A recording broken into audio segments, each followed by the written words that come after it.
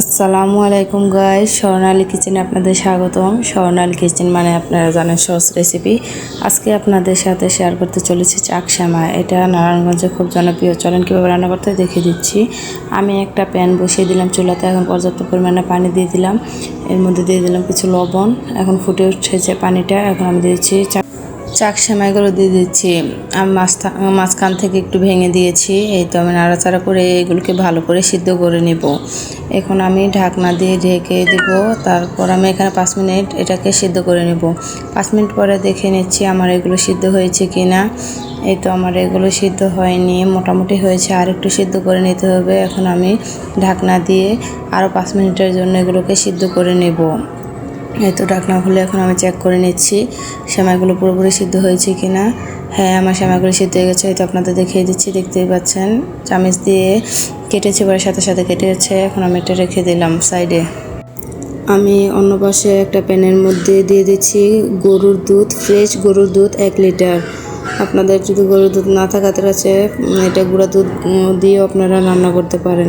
এখন আমি এখানে দিয়ে দিলাম তেজপাতা, এলাচ, দারচিনি, লং দিয়ে ভালো করে নেড়ে চেড়ে দিচ্ছি।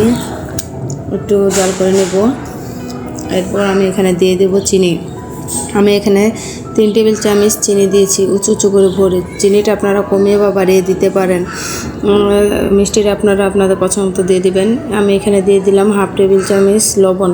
লবণটা অবশ্যই সেমাইতে দিতে হবে, অন্য সব সেমাইতে না দিলে হয়, কিন্তু এটা তো অবশ্যই দিতে হবে আপনাদের, নাহলে সেমাইটা খেতে ভালো লাগবে না। এরপর আমি দিয়ে দিলাম 1 মুষ্টি কিশমিশ দিয়ে দিয়েছি এখানে, আর কাজু বাদাম। এখন আমি ভালো করে দুধটাকে নাড়াচাড়া করে কিছুক্ষণ জাল করে নেব। তো আমার দুধটা ভালো করে জাল করা হয়ে গেছে। এখন আমি দিয়ে দিচ্ছি এখানে গুঁড়া দুধ।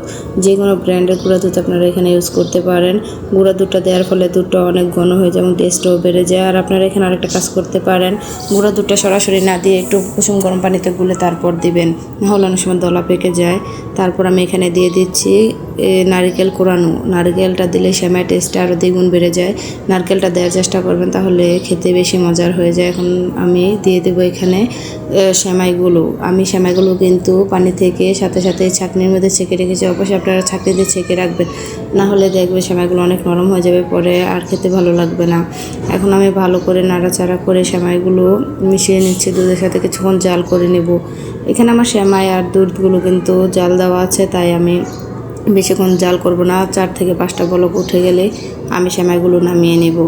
এই তো আমার সেমাইগুলো প্রায় হয়ে গেছে। এখন আমি চুলা অফ করে পরিবেশন করে আপনাদেরকে দেখাচ্ছি সেমাইটা কত লোভনীয় হয়েছে।